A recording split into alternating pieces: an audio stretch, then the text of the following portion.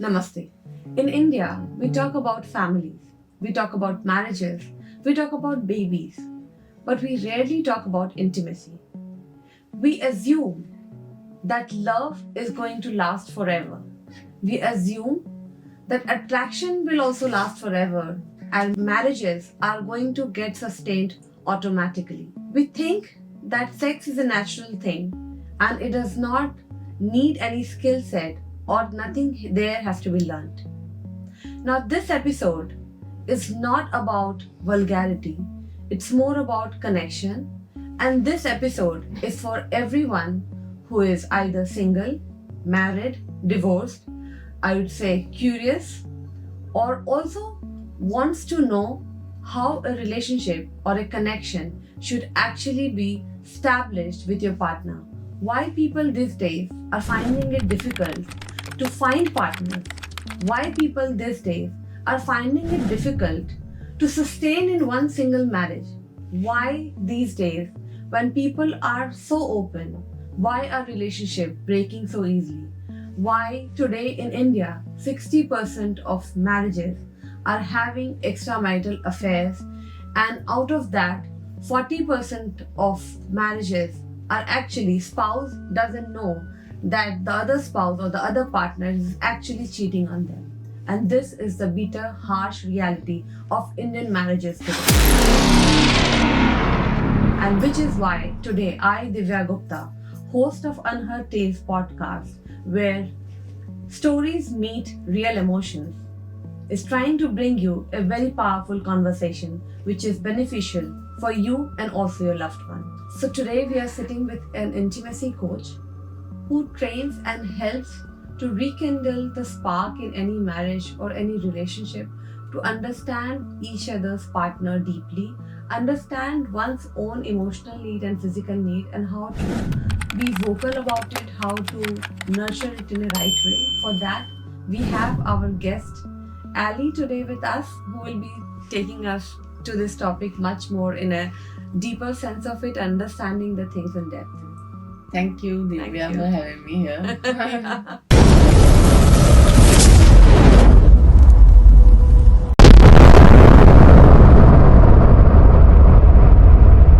So the first question which I would like to ask, on behalf of my audience is, what is intimacy in its first instant? What is the meaning of intimacy? So, intimacy is being vulnerable, being authentic to yourself, coming as in front of someone with your faults, okay, or something that you usually hide. And we have different types of intimacy. What we understand when we hear the word intimacy, we always think of emotional and physical. I think mostly people think it as a intimacy is a physical intimacy, but most of the people do not know that intimacy is also has the emotional side of it. So it depends on which gender you speak to. Usually when you say intimacy to a woman, then she will understand emotional. And when you say intimacy, a man will probably go and think that it's physical intimacy. I mean, most of the time, but it's obviously, it changes. It's very personal. But we've been conditioned, especially as women, as understanding intimacy as emotional and physical together. So Correct. You need to be in love with someone to be able to have sex. Correct. And but there are so many other forms of intimacy. Like sometimes it means that you're getting close to someone in a certain aspect of life. So you could have, for example, spiritual intimacy. Yeah. So that's completely different from romantic or emotional and physical. You could have intellectual intimacy. And often we think that people, when we get into a romantic relationship with someone, we should have intellectual, emotional, physical, all the different types of intimacy, and they should only be with that one person. And that's exactly said, because we build so many expectations with our partner, thinking that all this kind of intimacy will be fulfilled by one single person. And I think the most crucial part here is that we understand, how do you learn about intimacy? What is the right way of, suppose, just the first part of it, like where if a man and woman are supposed to attract each other, right? The attraction is the first part. Suppose if I'm attracted to someone, then how do a person approach the person you're attracted to? What is the right way of first approaching that person before even reaching intimacy? I think things have changed nowadays. So I think approaching used to be, especially in heterosexual couples, like men would approach women and then woman was like receiving that sort of attention and then saying yes or no, and then often like they would say no and then the man would like chase them and convince them that they're the one or they're the right one for them. So I think that's changed quite a bit, but this format still works for some people. Yeah. So it depends on how much or how many Bollywood movies, how many romantic movies or like romantic narratives, the classic romantic narratives you watched, especially in Indian cinema. So it depends on your background. Maybe you still want that from a man, like if you're a woman, and maybe as a man you feel comfortable doing that. However, there is like so many men who are now scared of doing that because of course times have changed and a lot of women find that offensive. Like they call it eve teasing, they call it someone stalking them. So expressing attraction has become more and more difficult for everyone.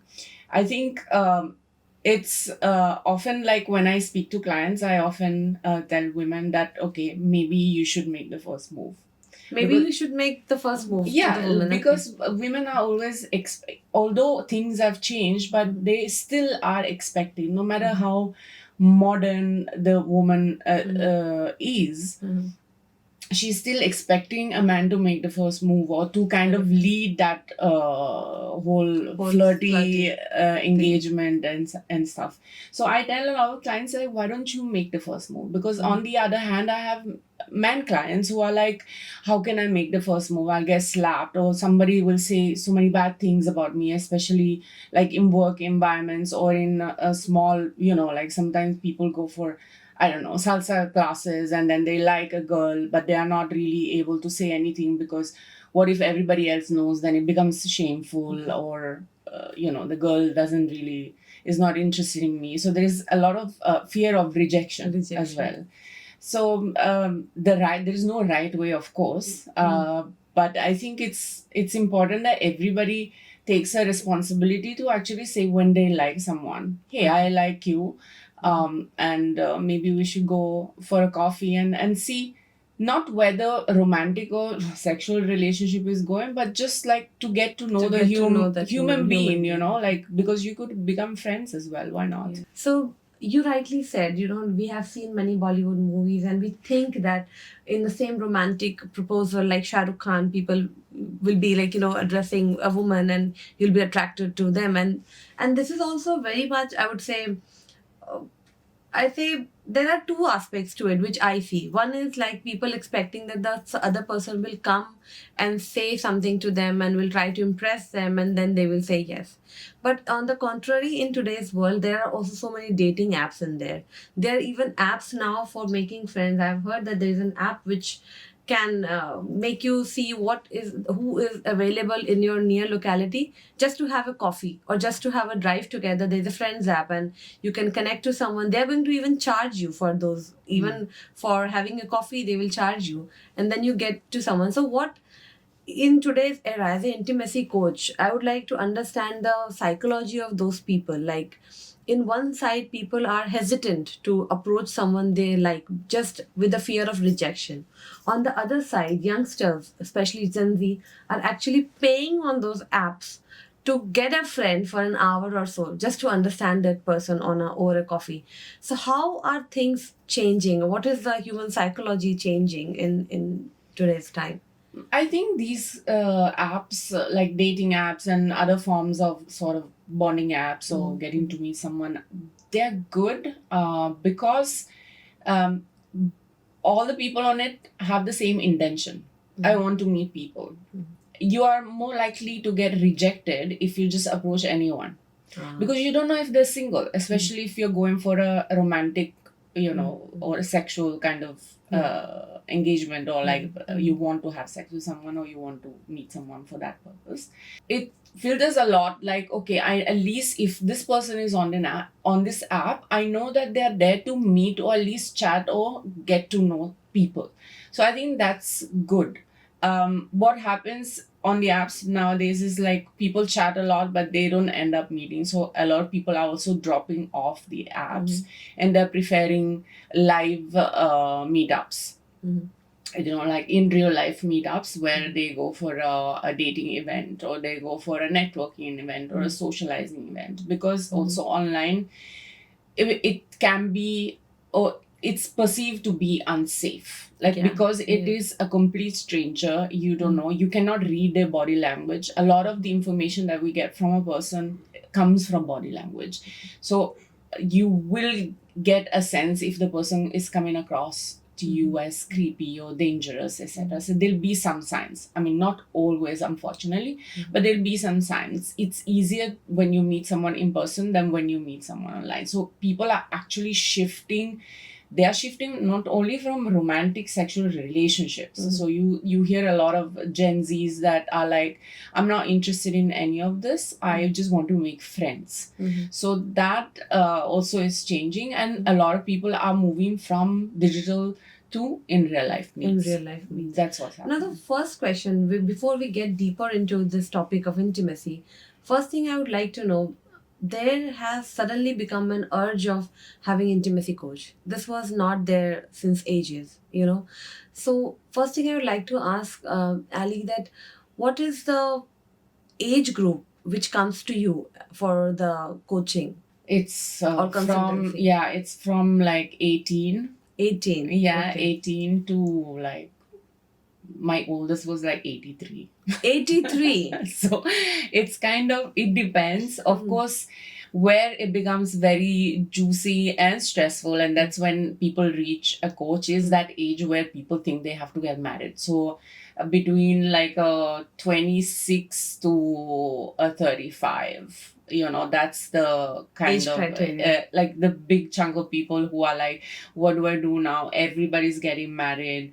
I have never had a relationship, or I just came out of a breakup and I can't reconnect with anyone. Like, where do I go in this world of intimacy? I don't know what to do. So can you help me, guide me? Okay. So now this was very surprising. The age range which you said from 18 to 83 is something very surprising. Yeah. Now, I would like to just ask you, maybe what the number of people you get for consultancy is mostly unmarried or married? It's a mix. I think it's a mix. 50-50. What is more, like married or unmarried? Again, it's a mix. Probably more unmarried than married, because of the age, right? They're in that phase where they're deciding whether marriage, relationship, what do we do? So probably unmarried. But yeah, I would say maybe like a 60-40. 60. Yeah. Now, amongst that, why is there necessity for understanding, or having to know how to approach intimacy or getting to a relationship? Because if you talk about, sex education, it was there back in school.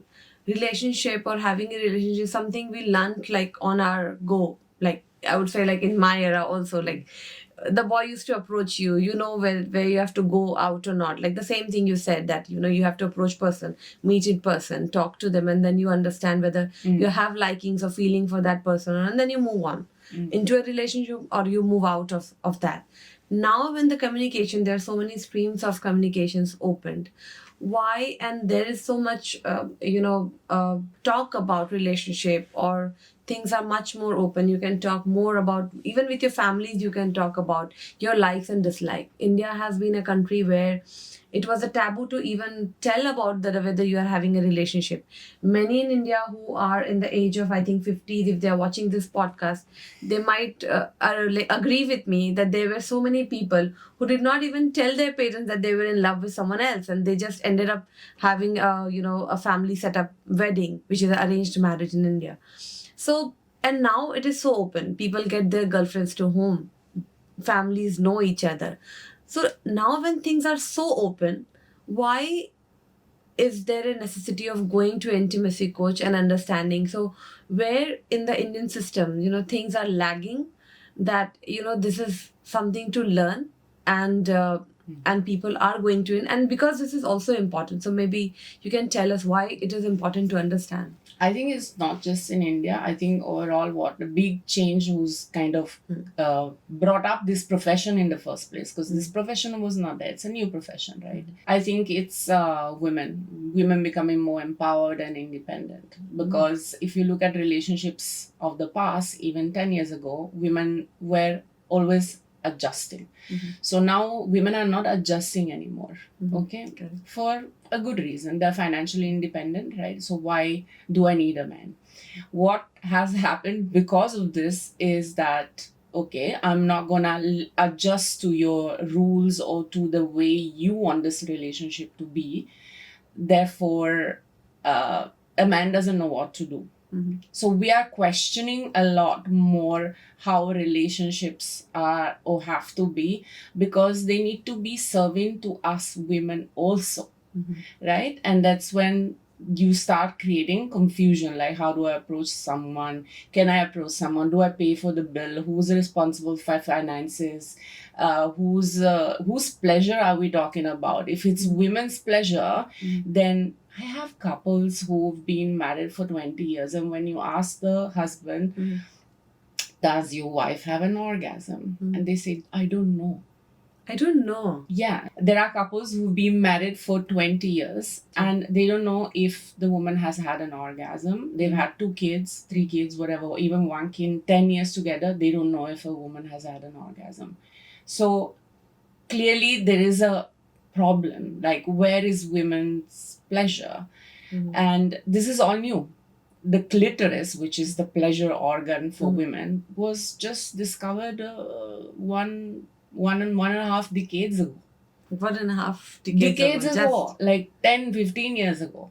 So we didn't even know about female pleasure, right? Forget queer situations or people who are not cisgender, heterosexual, what we are talking about here. Like all of this is quite new, and to navigate it is challenging because we are looking at maybe our parents or the previous generation and how they did things, but the world has changed completely, especially for women. So we demand certain things. We demand emotional connection. Now, men are not socialized to even talk about their emotions because they have to be strong, they have to earn money, they're responsible for so many things. So they cannot say, most of them cannot say, I'm sad, I'm angry, I'm scared, and therefore there's an entire wall created and that emotional connection doesn't happen. But now women are demanding it. Previous generation was saying, oh, he's just like that and I just have to take care of the kids and the that's family. all. And I think in the previous generation, if you say, there were marriages, and I have also witnessed so many marriages even in my close family where women especially, those who are not working, have settled down into an ugly relationship just because of their child. As you rightly said, they have 2 or 3 child, but they are sticking to that relationship just because they have to, because they're not financially independent. And you rightly said that now women are vocal about it. They want to have a good connection and also having a good things on the bed as well. So to understand, because we are talking about intimacy, I would like to know, we have sex education in India, right? But still, that is not apt for understanding each other's need or something. What role does sex education play in going into an actual relationship or actual wedding or something? Because this has been something which has been presumed that you get to see in something in the biology chapters, which is just understanding the body parts. It's not about how do you approach a woman or how do you like it. And which is why there is a difference between having a consensual relationship and also having a forced relationship, which we term it as a rape or something, which is not admissible or something. But there is a difference between it. There is a difference. I would say there is a gap in entire education system. There's a gap in something because we think that it will naturally come. Naturally, people will get into flow. Maybe you get educated from your friends or sometimes from your movies. So that source of truth which has to come is not correct. So Can you elaborate on this? That when this training or should happen, and what is the right source of understanding your couple? So most of sex education is based on fear, and fear, shame around infections, pregnancy. Most sex education just talks about genitals. But what we are talking about here, it's two people connecting and experiencing pleasure, which is very different. So none of the sex education actually talks about pleasure. And it's new because, again, we women have not spoken about our pleasure. We were not allowed up to a certain point. Then we didn't know what it was. And now that we know, like, oh, actually, it's our right to experience some form of pleasure. Most of pleasure that we get is not even genital. So then where does sex education come into place? It's more about your full body. How do you experience pleasure? So how people approach this it's from the unknown. Nobody talks about this. So intimacy coaching is something that talks about pleasure, especially female pleasure. How do we exchange this? Yeah. And obviously with pleasure comes your intellectual stimulation, or like the stimulation of your erotic brain, and the biggest sexual is the brain. Now you think in sex ed people talk about the brain? No. They don't talk about the brain. They just talk about that one body part and how to protect and make sure that it doesn't get pregnant, or you don't get an infection. So it comes from a fear point of view instead of a pleasure point of view. I think sex education or education, emotional literacy need to be eventually be taught in schools. It's not happening yet, but I think things will have to change at some point, because these are all things that nobody has taught us. Even emotional literacy has not. It's new. Like, it's fairly new. Like psychology, positive psychology, all these things are fairly new with respect to relationships. So with that, I would like to ask, because nowadays going to a psychiatrist has become very common. People go for what sort of coaching? They go for image coaching. They go for personality coaching.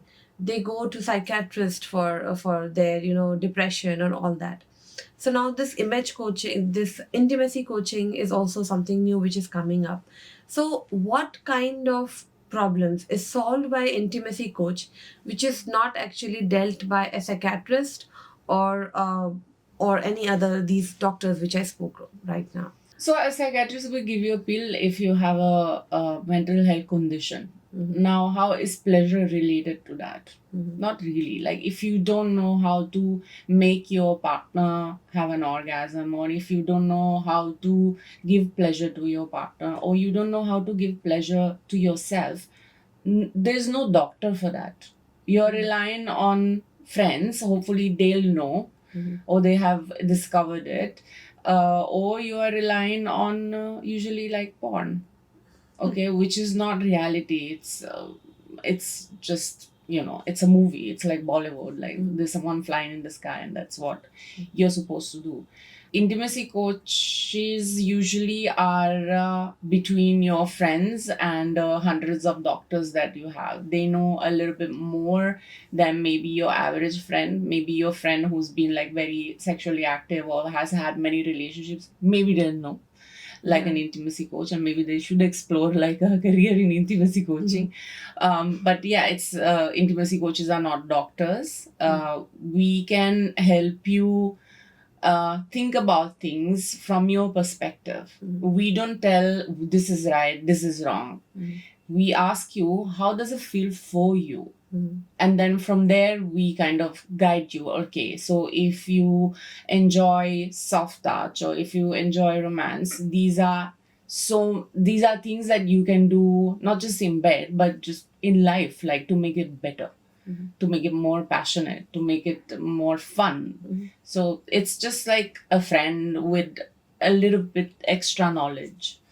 And what is body mapping? Because I've also heard that in intimacy, one should know how a body mapping is done. Now, what is a body mapping, and what is the scientific aspect of body mapping? Body mapping is, it's more than body mapping is pleasure. like what points in your body give you pleasure, because again we are assuming that genitals, breasts, your bottom is what gives you pleasure, because this is what we see, all we see in porn or in films, right? When you see someone grabbing someone, it's either like breasts or bum, or like there's something done to the genitals, but actually there are so many parts in the body that can give you pleasure wherever there is a concentration of nerves, obviously. But for many people it's different spots.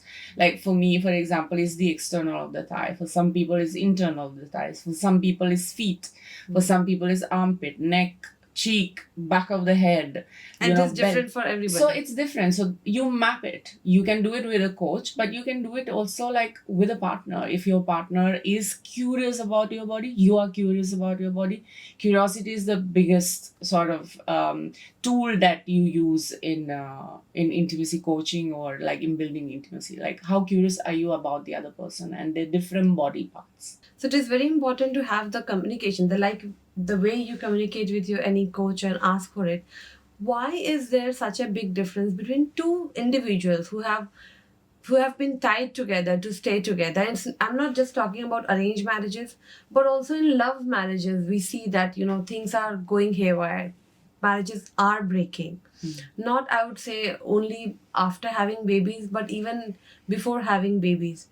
When two people are married to each other, say love marriage or arranged marriage, people are supposed to have stronger communication. And that is people are supposed to have stronger communication with your partner. Then why does at times it become so difficult to communicate your desire to your partner? Communication is something that we learn from our caretakers. So if you've had a caretaker, which could be a parent or someone from the extended family, who was very quiet, who would not talk about emotions, who would not talk about, none of the caretakers probably spoke about sex also. Like, I don't think very, very few must have, because it is taboo, right? But you learn that from your caretakers. You learn how to speak, how much to share about your emotion. You learn about pleasure also, like in general. Like you learn, for example, when we think about pleasure, we think about food often, right? Through one of the senses. So you learn food habits of what is to be eaten, and how spicy the food needs to be, or how salty, or how fresh, or all of that you learn within your family setting, like from your caretakers. So even communication is something that you learn from them, and your understanding of sex or like intimacy. And if your caretakers didn't have a good rapport, or if they never spoke, so then you probably don't even feel the necessity to speak to your partner about certain things. And of course, hardly anyone speaks about intimacy, sex, or communicate their desires. There's too much shame, and the shame is, we've lived in the shame for thousands of years. We'll not talk about it, especially with our partners, because we feel ashamed that what will they think of me. And yeah, it's a difficult one to be, or it feels so simple, but it's the most difficult communication. Yes, and that's exactly what we were talking about, vulnerability. Like being able to say something that you're so afraid of or ashamed of.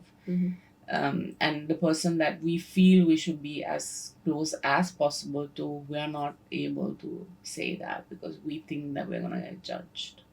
So because we see there is lot many cases where men, usually we say that men go and have extramarital affairs and they cheat on women. But now in this era, even we see women are also cheating over men.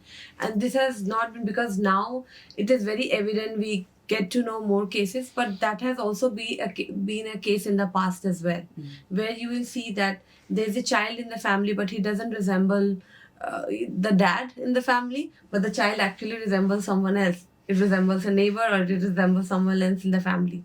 And that has also been so many cases in India as well, where things have gone so silent, and there has been so many movies also where it has been shown in Bollywood. Tell me, what movie is that? So I think it was shown in one of the Bollywood movie by our actress Deepika Padukone in Gehraiyan. Mhm. So she was actually, her mother had a relationship with her uncle, her dad's brother. Right. And she was a child of that. She was actually a daughter of her uncle's daughter. Right. So these kind of thing had been happening in the past as well. Now that it is evident, why do people go into extramarital affair? And when you go into extramarital affair, there also communication is needed, right?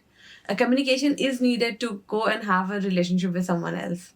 And there also you need to be intimate enough to have a relationship, because it's not a one night stand. You are going to have a relationship with that person, and then why, because you may be knowing it much better than me, because you have been counseling so many people, why it becomes so easy for someone to go and have the same conversation, same intimacy outside, and not fix their own marriages? I think it's because when you are in a relationship, and of course, like communication, we all say like, oh, you have to communicate. But then when you are in a relationship, you think you've communicated enough. And then suddenly you just take these two roles, and a lot of couples take these roles of like, because they deal with a lot of responsibilities, they deal with running a house, taking care of kids, all the mundane stuff. They're together all the time. So they take separate roles. They grow into those roles, and those roles then don't allow them to actually be open to the partner.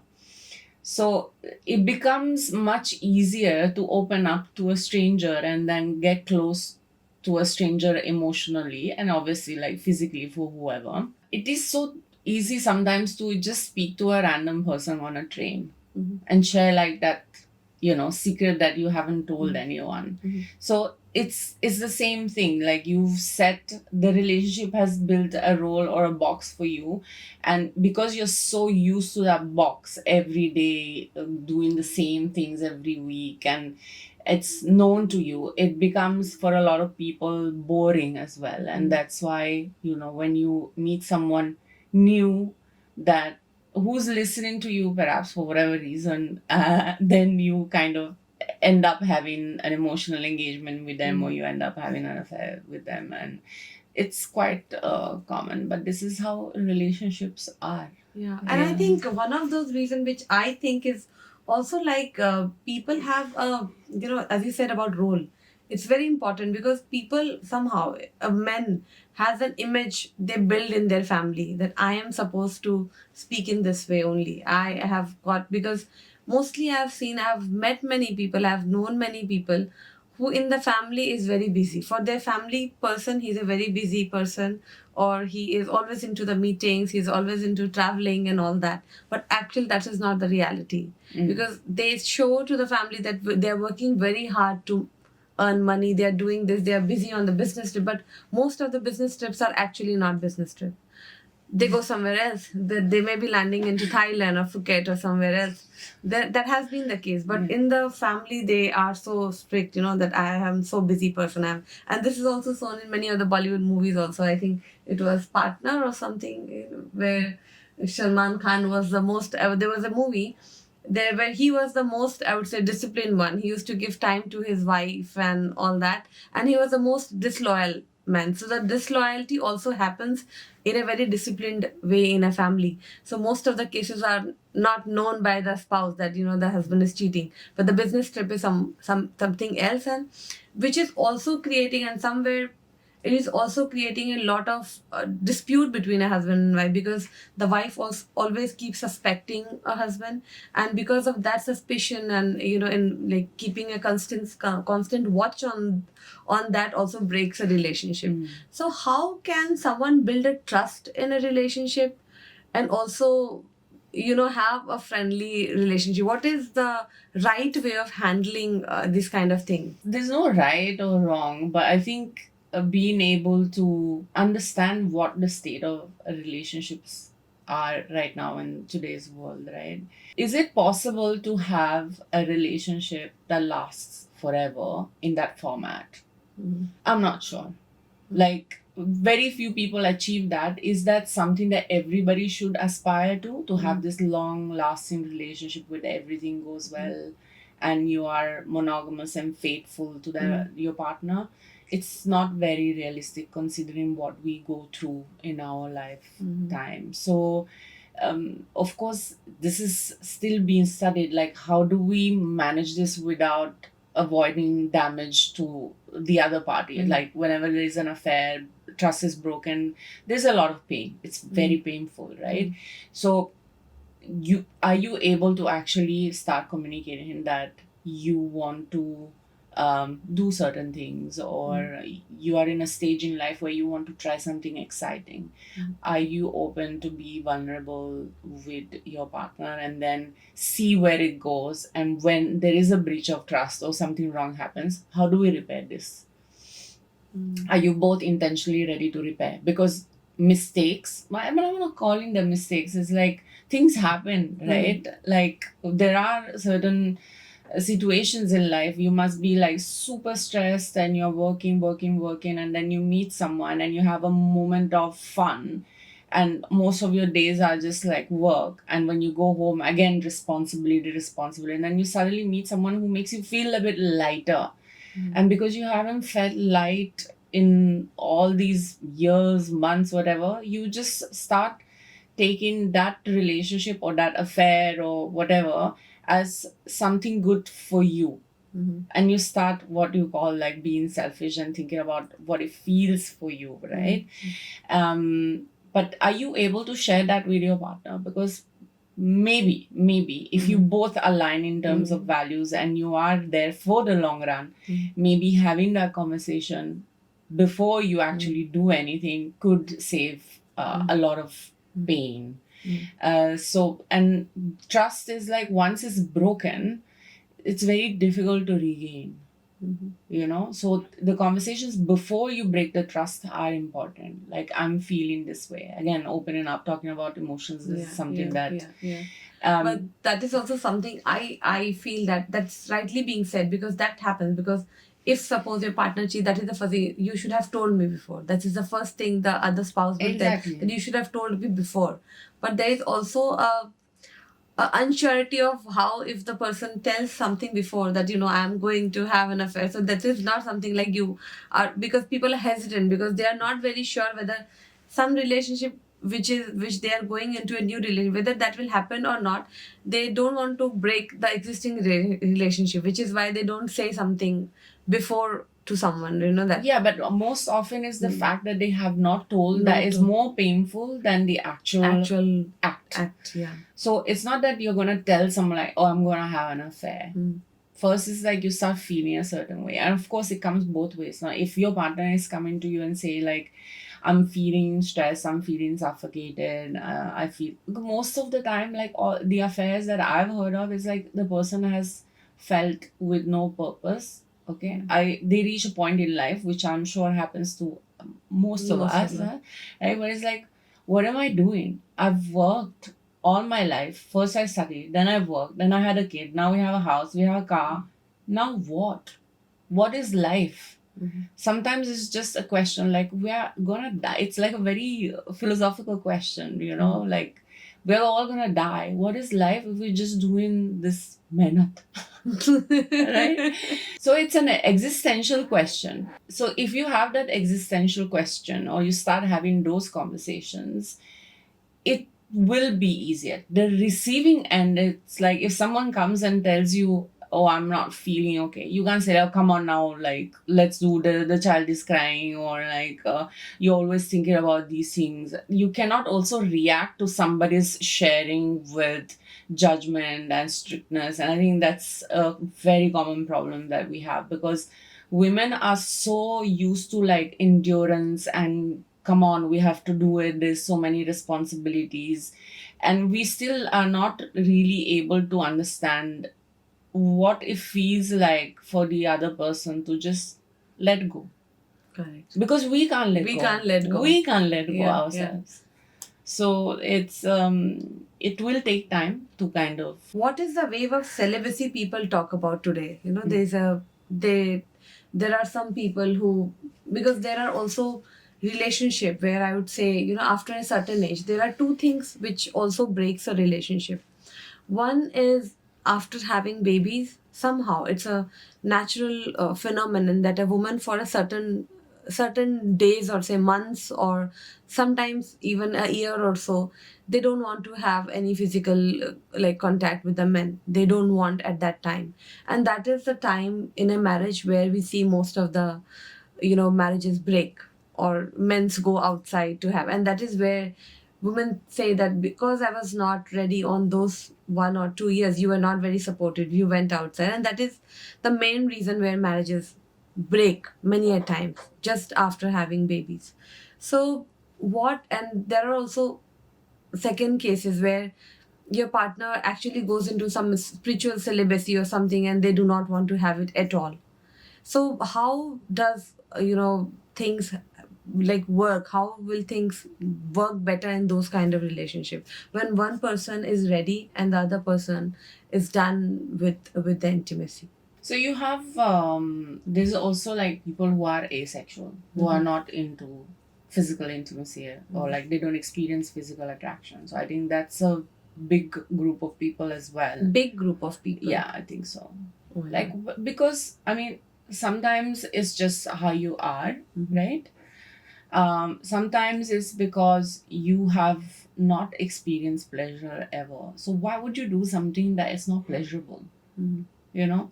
So again, if one person wants it and the other person doesn't, is there room to kind of give pleasure to each other some other way? Yeah, if you don't want to be sexually physically intimate with your partner, is there something that you can do to make them experience that pleasure? Because sex is one thing and physical intimacy is something else. So What is physical intimacy? So physical intimacy is, it's really important for human beings, like touch. It's almost like food. If you're touch starved, you will eventually end up with like mental health issues, right? So we have this physical need to be touched, to be hugged, to be held, right? When that goes, then it's a much bigger problem. Not having sex is not a big deal, okay? Obviously, if you are a very sexual person and you need to experience physical intimacy with your genitals and the other person doesn't want to, then either you explore self-pleasure most of the time, or then there is the conversation of open up the relationship, right? But often, like even if one partner doesn't want to have a sexual experience, they are okay like hugging, cuddling, caressing, and maybe even touching up to a certain point, right? So there's nobody stopping anyone from giving pleasure to your partner, if unless you're fighting and there is like that emotional connect is not there, right? So yes, it could be masturbation, right? It could be giving a massage, like some kind of massage, or maybe like a sensorial experience where you reach a certain point of arousal and then the person masturbates themselves, right? Or it can be mutual masturbation, like if the other person is willing to receive pleasure. So there are ways of connecting to human beings through physical intimacy. Whether sex is in the picture, whether certain acts are in the picture, that's something that can be negotiated if, again, the communication is open. Some people, like, as you said, like, you might be at a life stage where you just take spirituality and you don't want to do anything with your body. Maybe you are okay just holding hands. Then, again, like, either the partner goes for masturbation or self-pleasure, or then there's a question of opening up. Is your spiritual partner okay for you to like outsource those needs? Yeah. And I think as you rightly said, there is one very essential thing to any relationship is not that every time you have to get into a physical intimacy, but mostly it is just about the touch. So many relationship, I would say, I have also had conversation with many of my friends where people have kids now and they think the marriage doesn't have that, light or that brightness, that kick is no longer there in the marriage. And then they say that how do we end up in a night when you do not have a good conversation in the entire day, when you do not have any other, because they think that kids are there in the home, they don't even hold hands, they don't even hug each other, they don't even kiss each other, thinking that this is not the right time in the family, because maybe they are surrounded with their family members or they are surrounded with their kids and they hesitate. But to be honest, these are small things which should happen every day for any relationship to last longer. I mean, it's not just about going into a bed and fixing a relationship. Correct. It's more about little things which you need to change, because I think after having the child, 4 to 5 years actually goes into a very hard, time. When a couple goes into a very hard time, I would say it is also the hardest patch of the life, and also the most beautiful part of the life. When you're bringing up someone, you both have your contribution in building a life, so you have brought a life to the world where you are seeing it grow. So in order to raise it also, you have to let go many things in your relationship. You don't have enough time. Maybe you used to go to party, now you're not going for party. Maybe you used to go for a movie together, now with the cranky child you cannot go and watch a movie together.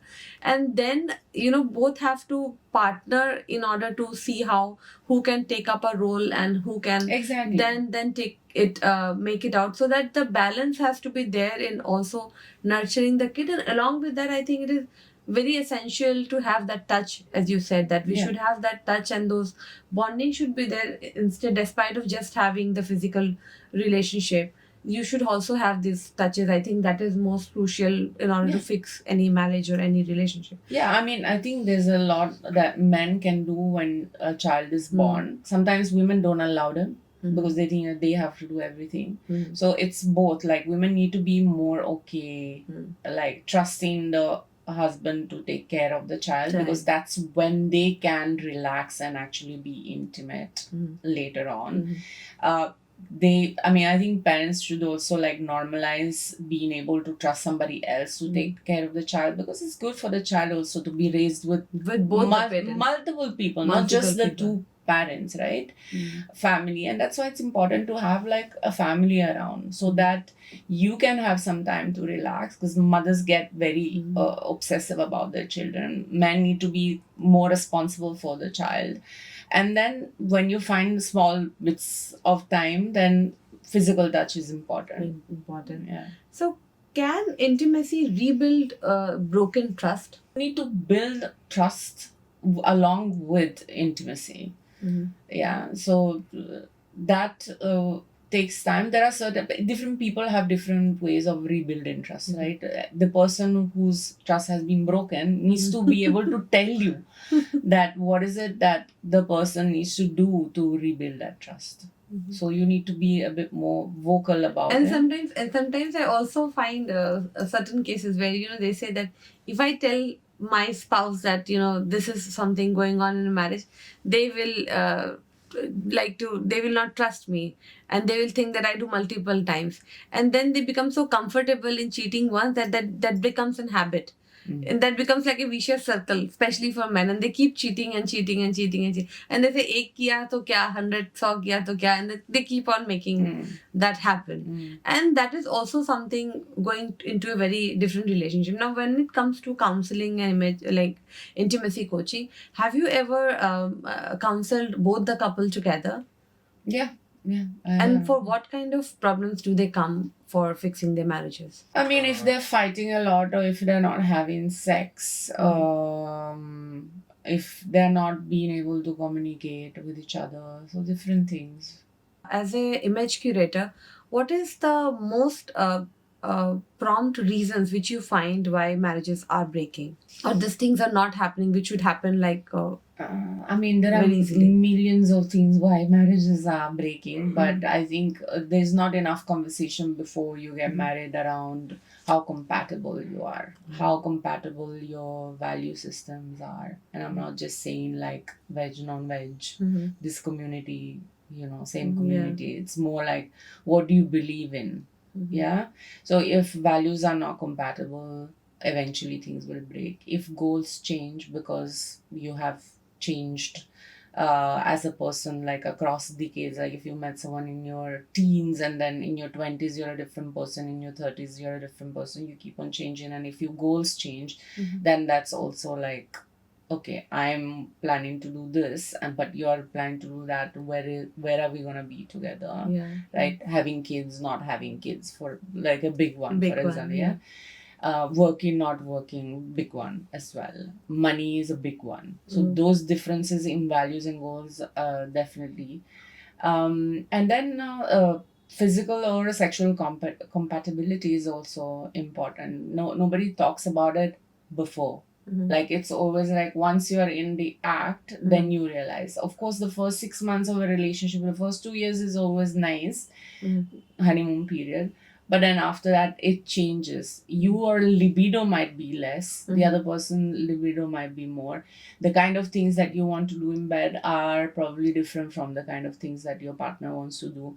And then it becomes a big deal because you are unable to understand that the other person could be different. You start feeling that you're not attracted to that partner anymore, but actually it's like, are you able to tell like what is it that you want to do, and are you able to listen to the other person what they want to do, like what brings them pleasure? This is within like physical intimacy.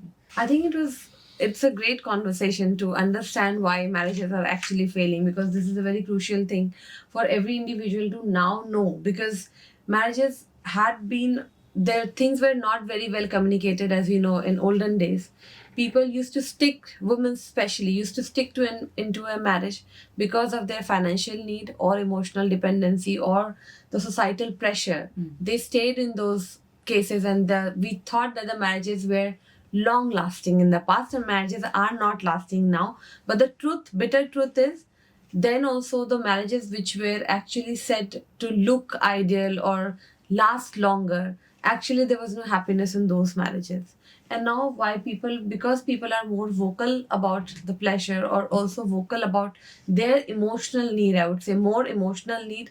Physical need is okay to some point, but I think emotional need sometimes becomes a much more important, especially for women, because emotional need and respect is something women nowadays look for it. The first things they look in any relationship is emotional stability, and if that is not fulfilled, they leave the relationship and they move ahead. And that is the crucial part why marriages are breaking. And I think you are doing a great job in helping the person how to rekindle intimacy and relive a life together. So with this, I would like to come to my rapid fire question, where I'll be asking you a few questions and you'll have to answer it in a one word or in a sentence or in whatever way you want to. So let's go to the last segment. What do you choose, love or lust? Personally, love. So here, I know everybody would be choosing love, and this is a February month where Valentine's Day is in the air. I would also like to ask a quick question. What is the difference between attraction and infatuation? How do one understand that this is my just attraction or this is just infatuation? I think they're quite similar. Like attraction in general follows certain rules. It is reading the person from their body language, and you are usually attracted to something that is familiar. Okay, you don't realize it, but it is, that person reminds you usually of your caretakers in some form or the other. That's how attraction is. We think that we are attracted to them because of certain qualities. This is also true, but somewhere we see that the person resembles. This is all at a subconscious level, not consciously, one of our caretakers, and they will make us feel a certain way. Infatuation is something where you don't even know anything about the person. In attraction, there are some elements that you know, like you might have spoken to them, you know a bit about their belief system or their personality qualities and stuff. Infatuation, you don't even know. It's just an imagination in your hand and you keep on obsessing about it. But once you, usually what happens with infatuation and often with attraction as well, once you get to know the person, then that infatuation says, oh, but this is, I had expectation, I had built this image in my head that this person was going to be XYZ, but they're not like that. So it then fades off. Time can tell. The intensity of how you feel will tell. Usually if it's very, very intense, there's a red flag. You should pay attention to what happens next and what kind of emotions hit you like strongly. And if you want a long lasting relationship, you just have to sit and wait and see what happens. How long should we? So because I would say there's just a thin line between infatuation and attraction, because attraction starts also eventually with infatuation, right? You have to first start thinking and have the ideation behind a person, and then you start. So infatuation has more ideation. More ideation. Yeah. Okay. So what is the ideal time one should give oneself before understanding this is it? This is the final thing that I actually am attracted to that person. Like, what are the, I would say, checklist or something they should actually first say within? I think there's also like a third one, like infatuation, like it's all up in the air. Attraction, there are some elements that you, with your rational brain, you can identify. And then there is a relationship or attachment to someone. That's like a third one. Just because you're attracted to them doesn't mean that that relationship will last. Attraction usually lasts for 2 years, like broadly. Depends also how far you are from that person. Like if it's a long-term relationship, so how much contact have you had with them, whether it's online, offline. It's very different from then building a relationship, becoming attached emotionally to someone, and then eventually moving together, living together. I think the living together phase like will tell you a lot about a person. So sometimes I tell my clients like, okay, if you're still unsure after 2 years, go on a long trip. If there is no option of doing a live-in for a year, go on a long trip often. Go traveling together. So you'll see how compatible you are in a living situation. Ideally 2 years of dating, then 1 year of living, you should have a good sense whether that person or that relationship will last longer. Yeah. I think being in a long relationship, even a long distance relationship, has been very common. I think now even in India, living relationships are also getting, people are opening up in front of parents also, saying that they are in a living relationship, which was completely a taboo back, I think, a decade. Now it's very common, and I think I wish that everybody who's listening to us makes a wise decision of finding a partner. And if people are having difficulty, then they should reach out on how is the right approach of approaching a partner which they're looking forward to. Now, coming to our next question, emotional connection or physical attraction? For me personally, emotional connection. Emotional connection. Yeah. Okay, and for the audience, what should it be? Again, it depends. For some people, physical is much more important than emotional. So it depends. It depends. Now, first step to better intimacy. First step, be curious. Be curious. Okay. Now, be curious about my podcast as well, and keep watching the podcast till the end. And we are going to bring many more episodes like this for you, more informative. Now, biggest myth about sex. That it's penetration. One habit couples must stop today. Staying together all the time. Staying together all the time? Yeah, spend too much time together. Why do you think so? That kills the attraction. Then you have an attraction problem. The more time you spend with someone, the more you get used to them, the less you're going to feel attracted to them. You need to have some independence, some like your life. It can't be just together all the time. So how can you, because I think usually you will go out to work and that is the only time you are not together. Otherwise you will be together again. So how does that... you need your breaks. Like once a week, twice a week, go and meet your own friends. It can't be always the couple time. Only the couple time. Okay. Yeah. Now one habit couples must start today. Spend quality time together, whether intentionally with each other. Like where they're looking into each other's eyes, They're sitting asking each other, how you feeling, how was the week, etc. Not like, or just passing by at a dinner table or like in the morning for breakfast. Like sit intentionally for like a good 2 hours a week, 2 to 3 hours a week. Okay. And be curious about each other all the time. So if I've heard that, because most of my audience, I don't know, you can recommend and tell me in your comment box, because I read somewhere that watching Netflix together is also not recommended as a spending a quality time together. No, of course not. A quality time means that you are again asking about how you feel. Mhm. For some people, of course, doing activities together is what bonds them, right? Mhm. But when you're watching Netflix, you're not really engaging with the other human, unless that after Netflix, after you watch something, you sit and you exchange ideas or Mhm. how you felt about it. If you manage to engage in a conversation about what you watched, great, that's intimacy. Mhm. Yeah. So what is romance or realism? What is more important? For me, Yeah. And what should be for the other people as no, well? I think it's very personal. Mhm. For me, it's realism. Mhm. But there are phases in life where you just want romance.